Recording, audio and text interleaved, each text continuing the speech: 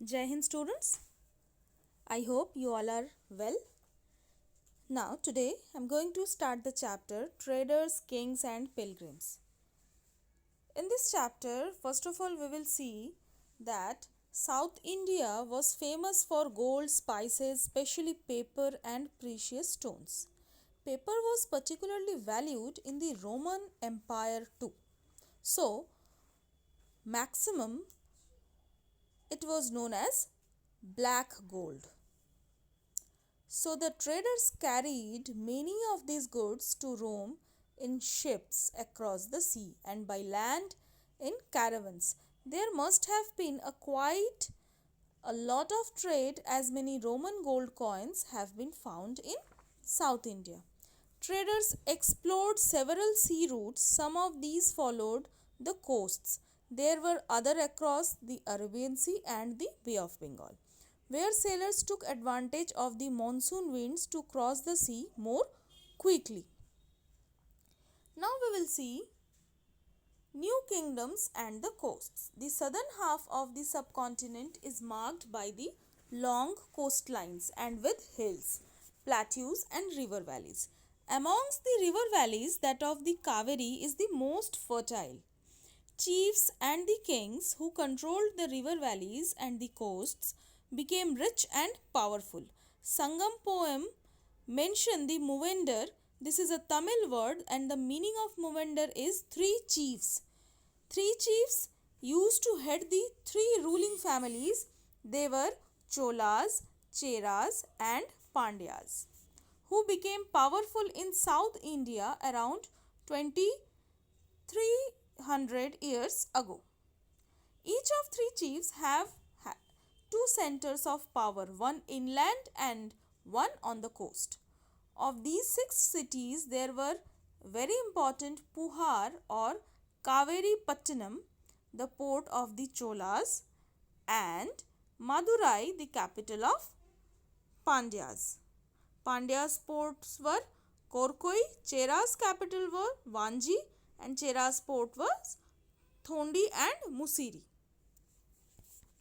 Now if we talk about Sangam period, the chiefs did not collect regular taxes. Instead, they demanded the and received gifts from the people. They also went on military expeditions and collected tribute from neighboring areas. They kept some of the wealth and distributed the rest amongst their supporters, including members of their family, soldiers and poets.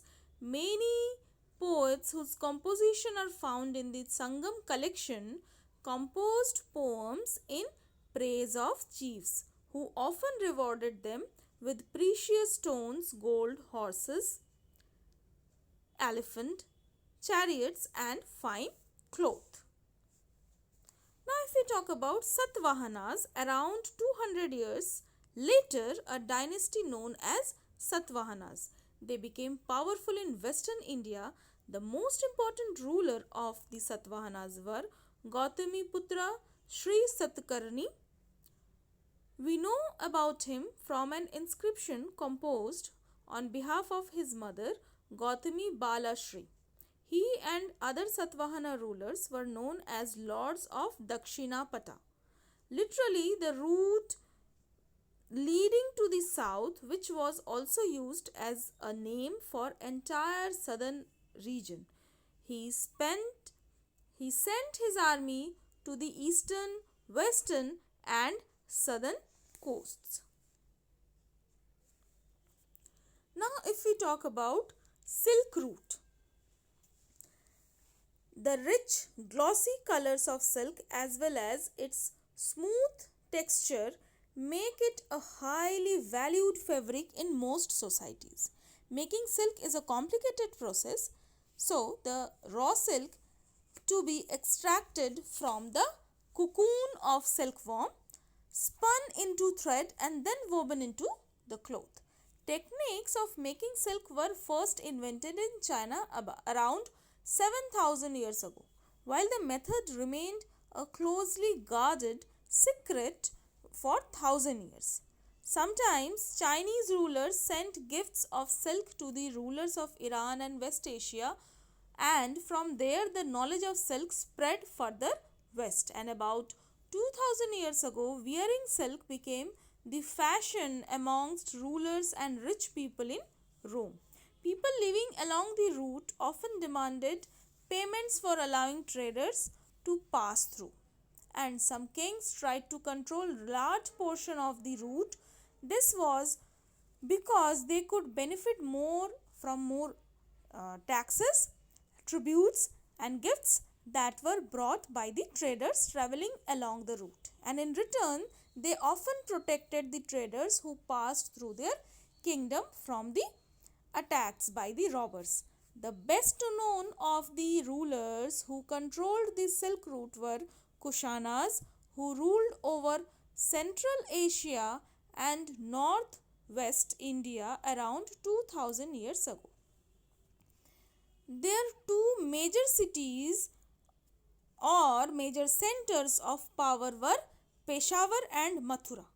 Takshila was also included in their kingdom, and during their rule a branch of Silk Route extended from Central Asia down to the seaport at the mouth of the river Indus, from where the silk was shipped westwards to the Roman Empire.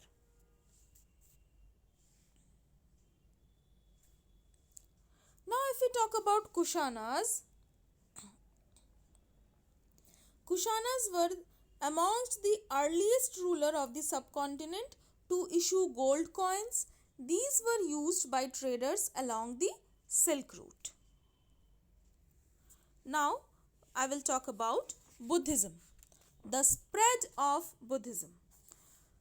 The most famous Kushana ruler was Kanishka, who ruled around 1900 years ago. He organized a Buddhist council where scholars met and discussed important matters.